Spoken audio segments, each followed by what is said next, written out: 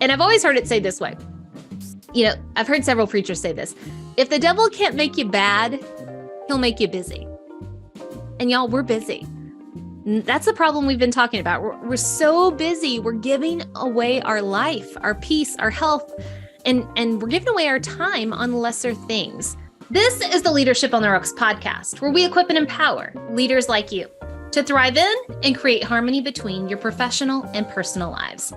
I'm your host, Bethany Rees, and in today's episode, we're going to be talking about how to unplug from our phones, our emails, and our busyness so that we can recharge ourselves and our lives. Yes, this is a shorty episode where you get just me. We have no guests this week, but I have a lot of things that I've been thinking about and praying on, and I just feel like we need to have this conversation, one-on-one to make it a little more intimate. So here's where all this is coming from. We're here in the peak of summer vacation, and I thought we could all just take an episode to check in on everybody out there. And how are your vacations going? Are you taking those vacations or those holidays? Are you taking time off work to unplug, to, really put away the work, put away the emails, and just be with your family, be out in nature, be somewhere where you can just enjoy the present and not have to think about what's next, And it could just be, maybe you're having a staycation, right? That's healthy on the budget. Maybe you're staying home, but are you taking a break from chauffeuring your kids from place to place? A staycation, you got to do that too. You got to unplug from everything if you're really going to have that staycation.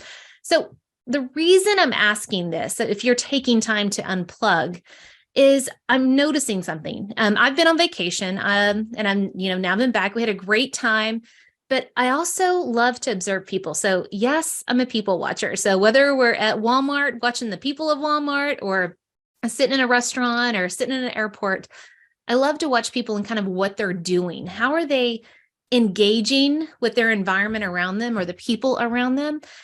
And I've noticed something over the past couple of years, and it's really starting to bother me. And I have to watch it for myself too, because it's so addictive. But people are just looking at their cell phones. They're not looking at the people they're with. They're not looking at their surroundings. They're constantly engaged with that cell phone. And being on vacation, we just got back from Hawaii. Now, for those of you listening, this is our first big trip ever like this. It was our son's senior trip, so we did it big. Usually we do staycations, or we go to the lake, so little smaller ones. But even in the beautiful place of Hawaii, sitting on the beach, people are on their laptops and looking at their cell phones, and I am just amazed. I'm amazed at how plugged in we are. And now we even use that term, being plugged in. Plugged in can be a good thing, right? That means you're in the know. But sometimes you got to unplug. You've got to put the device down, whatever that device is, to be present with the people, present with the surroundings that you're in. And I really feel like people are beginning to look like zombies. They even say that people are starting to get humps on their back from always looking down at the device. And before you know it, we're going to be a bunch of hunchbacks or a bunch of zombies that just stare at these glowing boxes. Or maybe we look like those bugs. If you live in the country, we have those bugs that light up, that draws the bugs in to shock them. That's kind of what we're looking like nowadays. And I really feel like we, or society just in general, we're trying to be like that Energizer bunny. So we just keep going and going and going. But here's the problem. We're humans. We're not machines with batteries. Even if we could work like a machine, even our machines need a change of batteries, or they need to be turned off once in a while. When your computer's lagging, what's the very first thing you do? If you even look it up on Google, restart your machine, right? Restart your phone, restart your computer. You've got to unplug it. For those of you that have a modem to give you that lovely internet and Wi-Fi that we all need, if it starts acting up, the very first thing they say is, hey, unplug it. Or they may even tell you to do a hard reset. That means you unplug it and then you make sure it's completely drained of whatever juice was in there so that it can be reset. And I really think that we leaders, we're go-getters, right? I know you out there listening, you're listening to this podcast. Number one, you're growing in your leadership. So you are a go-getter. You're a high achiever. You are amazing. You're a hustler, right? You're a hustler, baby. But you're starting to lose a skill. And well, honestly, I don't want to call it a skill. I actually want to call it an art. We're losing the art of slowing down, of being fully present and being restful, like finding that true rest. So hear me out. I know you sleep every night and we call that rest, but you're not really resting. Even when we're not technically working, we're all usually busy like we're working. Like, number one, we do work all the time, right? All of our work hours have completely bled over into our family lives or our private time or with the time with our friends. So we have very busy schedules. And when we do have, a moment of thought or reflection and our phone is down, what do? We pick it up and we Google something. Ooh, I just thought of this. I want to Google it and read all about it. Have you ever, all right, I want to know if you're guilty of this. Have you ever watched a movie and then picked up your phone and then you start researching the facts about the movie, maybe the history of the movie or the cast of the movie? Our brains are really starting to just like, as soon as we have a thought, we pick up that phone because we want to know, we're looking it up and we're doing multiple things and we're not truly present, like enjoying the movie, or maybe we get sucked into social media. We are so used to clicking on that little icon. We don't even realize we're doing it, but you click on that little icon and then you watch a funny video and then we get that little hit of dopamine and then we watch another video and then another video. And before you know it, like so much time has gone by.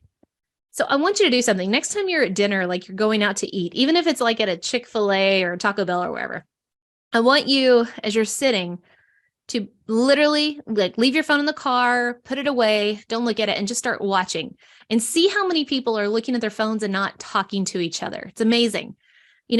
We are trained again to just tap that little email icon just once. I'm just going to glance at it, or tap that social media icon, maybe while we're, waiting for an appetizer at dinner, or, we're in the checkout line at the grocery store, right? We just lean over our buggy or our cart and we just leisurely scroll. But logical reasoning really should tell us that one quick look at an email or Google or social media is going to send us down a rabbit hole, sometimes for minutes that we don't have, or sometimes for hours. Just like Alice in Wonderland, if you've ever read the story or, seen the cartoon or the movie or whatever, she wanders down the white rabbit's hole and she finds a whole new world and she's just so enamored by it. And she stays there for a long time. And that's kind of what happens to us. We click on that app and it just takes us to a whole new world. We chase after something that caught our attention. It could be the title of an email and then our mind just goes and then we have to read it, right? You can't truly just glance at it. Or we watch that one video, like I said, and then before you know it, you get lost and give up hours. I really think TikTok, the app TikTok, is very well named because you can't go in for just a quick laugh or a short video like you want. It's, before you know it, you're laughing, but then TikTok, like you come out hours later, not realizing how much of your life you've just traded down for the visual stimulation of those creative videos. Now, don't get me wrong here. I'm not bashing social media or the efficiency of being able to check your email on your phone. Both are great technological platforms for spreading information and ideas. But here's a big but. I like big butts and I cannot lie, all right? But has our addiction to our phones and our idea of constantly hustling or grinding causing us harm? I think so. I see it in myself. I see it in my own family, my children. I am fighting an uphill battle with those phones and kids. And I really see it in my coworkers. I see it in just, again, strangers that I'm watching. I think our brains are becoming addicted to those, hits of dopamine from the notifications and the scrolling and having to have constant access to information.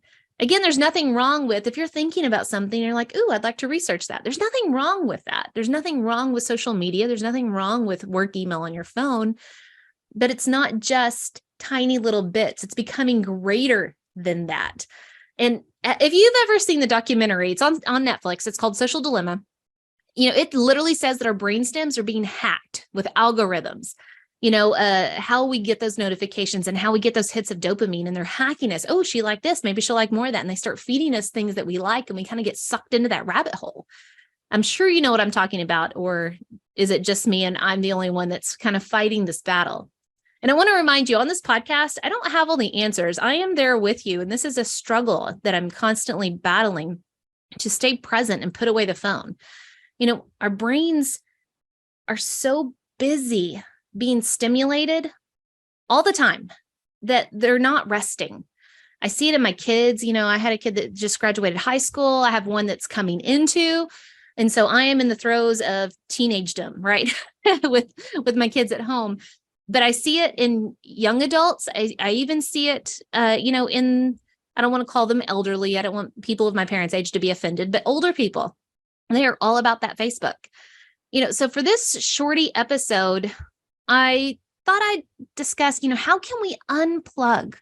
How can we unplug ourselves and learn how to truly find rest so that, like our lagging computers, we can be rebooted with a fresh energy and a fresh mind so that we can better live our lives. And that's what I want for us, right? This podcast is all about, the professional life and leadership, but also the personal. And I want you to live a better life. I want me to live a better life. And sometimes we have to unplug to do that.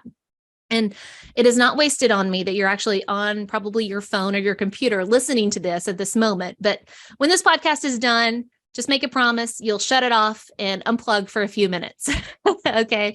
All right. What I want you to think about now, you've heard me say this before on the podcast. I love puzzles. I really do like working those puzzles. And I love, finding those pieces that fit together, but one thing I've noticed is I work so hard on a puzzle. If you've ever done any kind of game, you develop a strategy, maybe you separate the pieces by color, or you look at every puzzle piece carefully and analyze the shape and color shading or whatever. And then you get so frustrated that you can't find a piece, but then you walk away into the kitchen and get a drink. And then you come back and you're like, boom, it's right there. Well, it was right there the whole time, but why didn't you see it? Well, you didn't see it because you're so wound up in the details and overanalyzing, overthinking that you're so busy with your mind that your mind gets worn out and doesn't see things properly sometimes. By taking that break, by walking into the kitchen and taking that break, you get a little refresh, you get a little boost of energy, that recharge, and then you come in and your brain is sharper. And then before you know it, you're like, oh, there's the piece, and just like a puzzle, I'm sure you're working on some really big problems. Maybe it's at work, maybe it's at home, maybe it's with relationships. Those are the biggest kinds of problems that we work on. But sometimes whenever you're too close and you're always wrapped up in the details of it, and you get sucked in the holes of just always looking at it, thinking about it or whatever, it wears your brain out and you're cloudy. And so you need to learn how to unplug, how to step back, how to walk away so that you can be refreshed and find that rest so that you can see clearly. So that's really what I want to talk about. Today, I want to talk about kind of 5 ways that we can unplug so that we can be refreshed and really find that rest. And I know I talk about rest and you're like, well, I sleep every night, but do you get good rest? Rest is letting your mind just kind of relax. Your breathing kind of opens up, your body relaxes. Looking at your phone on social media is not necessarily rest. That's like numbing yourself. It's checking out, but it's not really resting your body. So I want to go through, how do you find rest? And we know that we need to unplug to find rest. Well, Merriam-Webster Dictionary has 4 definitions of rest. Number 1, it's to repose or sleep. Number 2 is freedom from activity or labor. Number 3 is peace of mind or spirit. And number 4 is free of anxieties.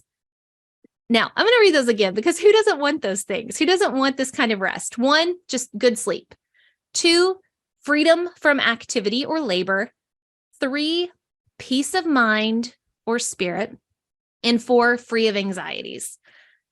With rest, we are sharper and therefore more productive, when we go back to work. So let me explain this correlation a different way. Y'all know I'm from the country and my parents, they didn't have central heat and air. And so chopping wood, cutting wood was very, very important. And so it never fails. When you go out there to, whether it's a chainsaw or an axe or whatever, if you don't sharpen that tool first, it's going to make your job so much harder.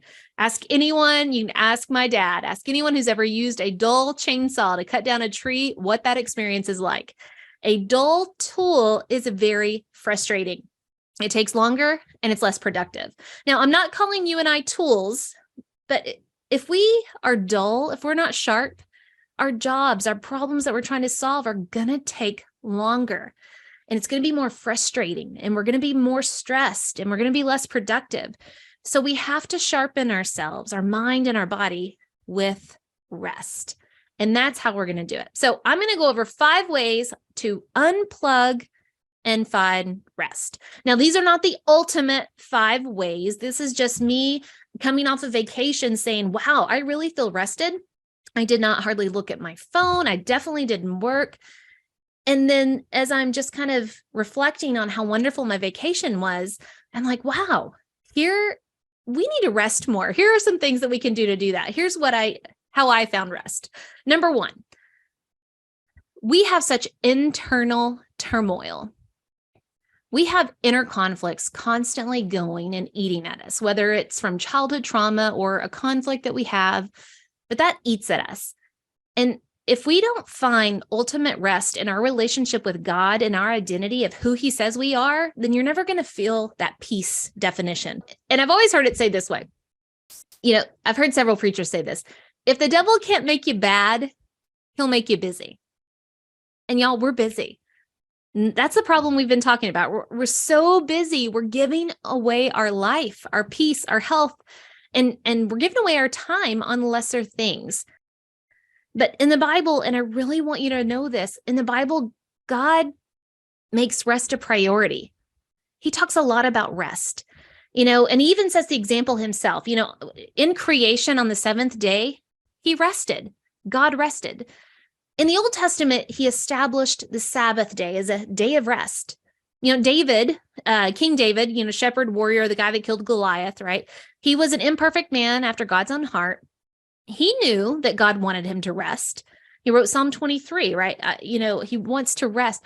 And of course, then you have Jesus in the New Testament. He reminds us that the ultimate answer is to rest in him.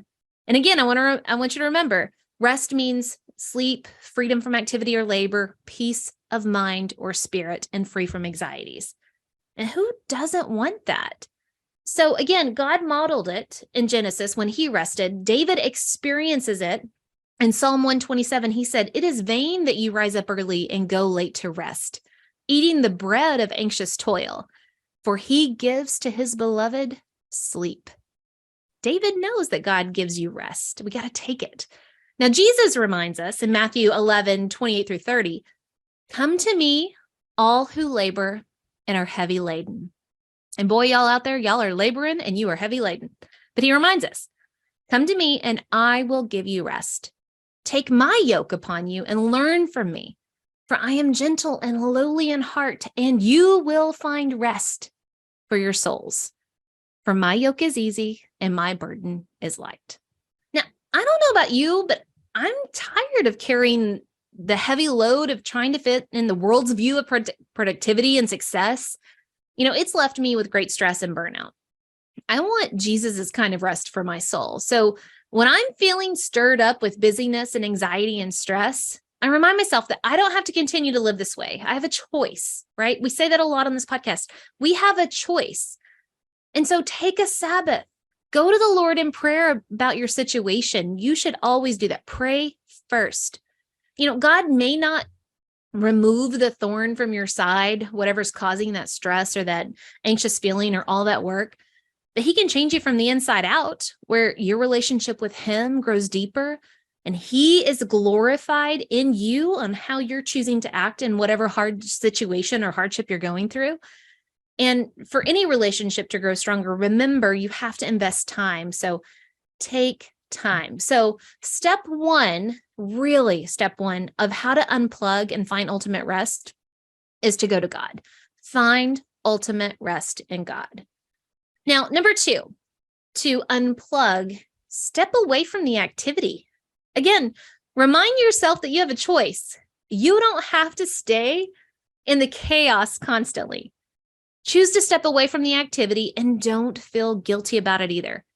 You need to remove the constant stimulus so that your body and mind can recover.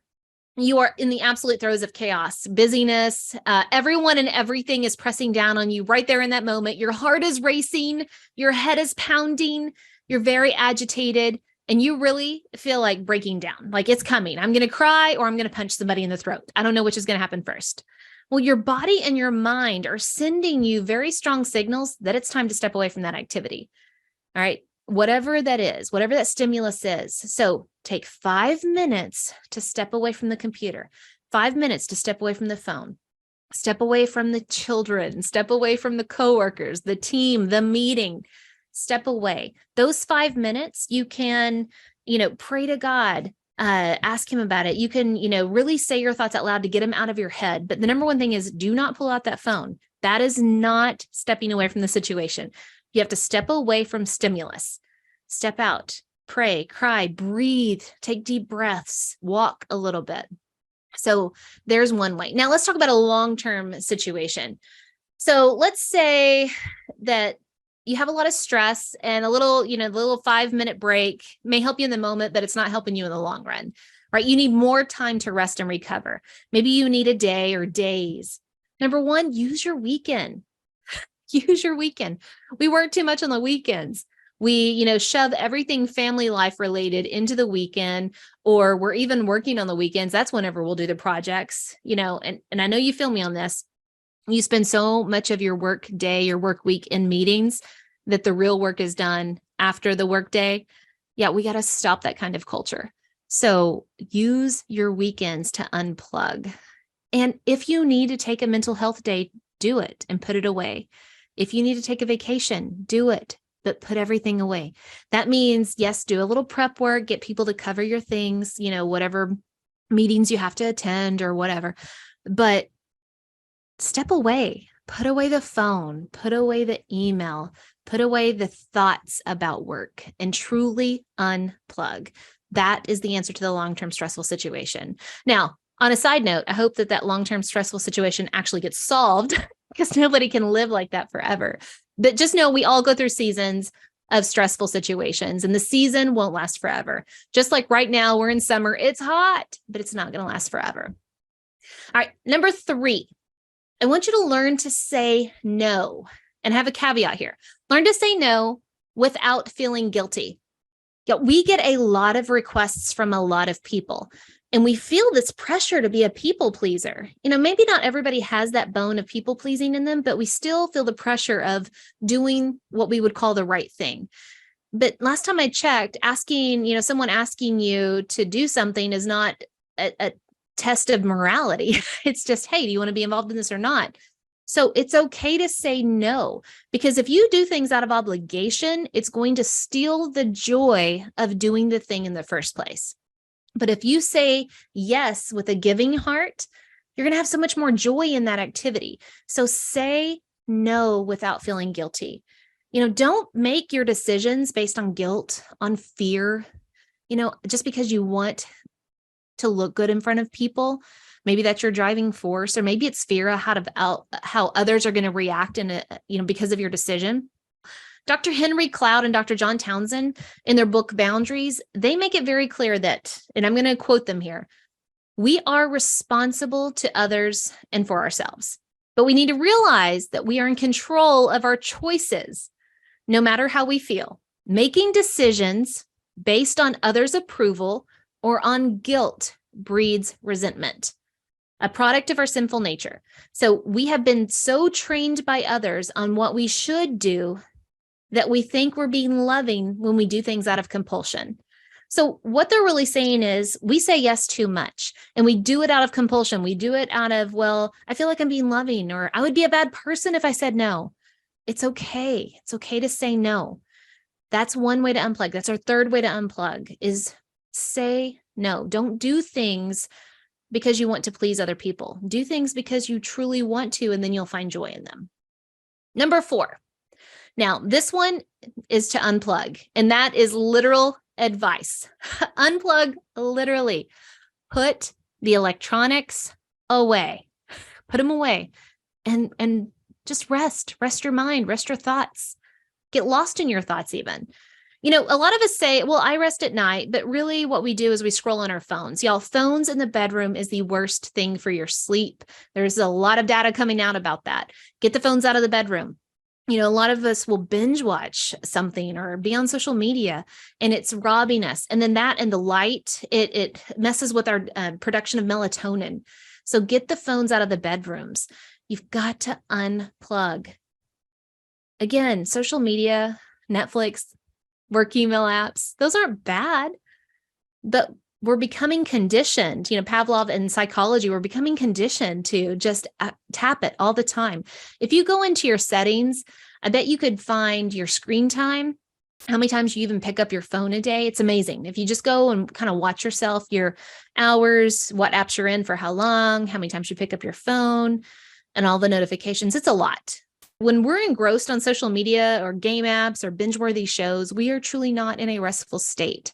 Our minds are still processing information at rapid speeds. And before you know it, again, hours have passed. We're not present with those around us, and we're actually more stressed. So find a few hours of the day to put your phone away. I love to put it, in the office or somewhere completely different, a different room. So I'm not just, going by and touching it and looking at things. So that's number 4. Unplug, literally unplug from the devices. And number 5, you're not going to be shocked at this. Get quality sleep. The number 1 definition of rest is to sleep. Now, according to the CDC, adults need at least 7 or more hours of sleep a night, and teenagers need more than that. But if you wake up at 5 a.m., then you need to be in bed asleep by 10 p.m., right? Wrong.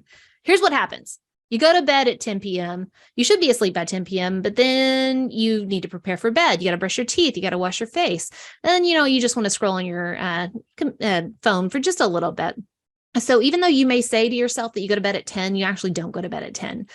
So set a bedtime, but then set 30 minutes earlier to prep for bed and put the phone away, build in time to brush your teeth so that you can actually rest. Quality matters. When it comes to sleep, quality matters. The REM cycle. I don't know if you have like a Fitbit or one of those watches, it'll tell you about your sleep.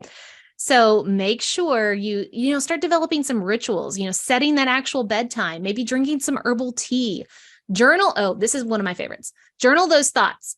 All those thoughts that are swirling in your head that wake you up at night, all those problems at work or with family or relationships that wake you up, journal them down before you go to bed. Get them out of your head so that when you lay your head down, you actually sleep.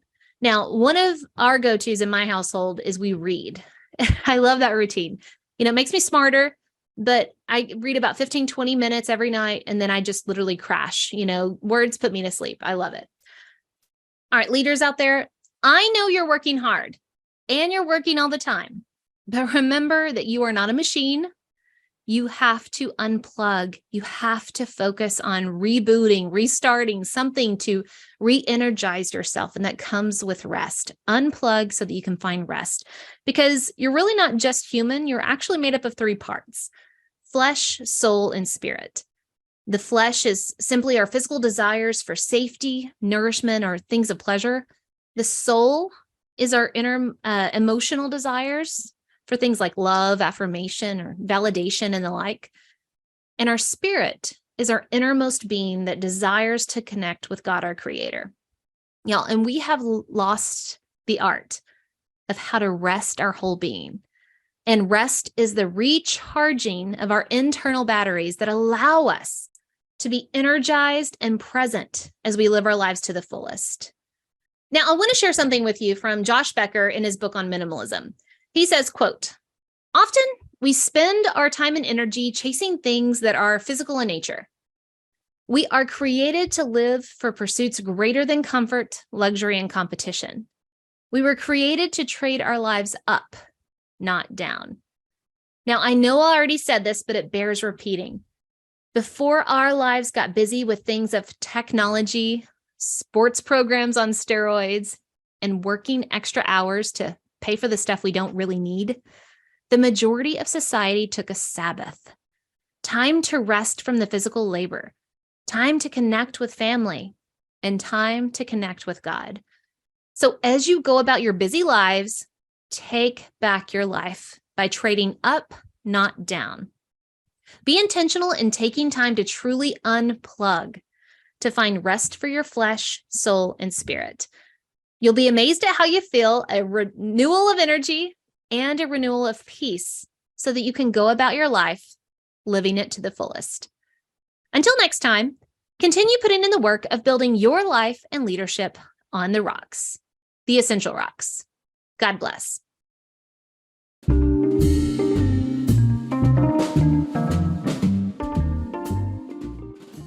Remember, the most essential rock you can build your life and leadership on is the rock of Jesus Christ. Today's Bible verse comes from Matthew chapter 11, verses 28 through 30. Come to me, all who labor and are heavy laden, and I will give you rest. Take my yoke upon you and learn from me, for I am gentle and lowly in heart, and you will find rest for your souls. For my yoke is easy and my burden is light.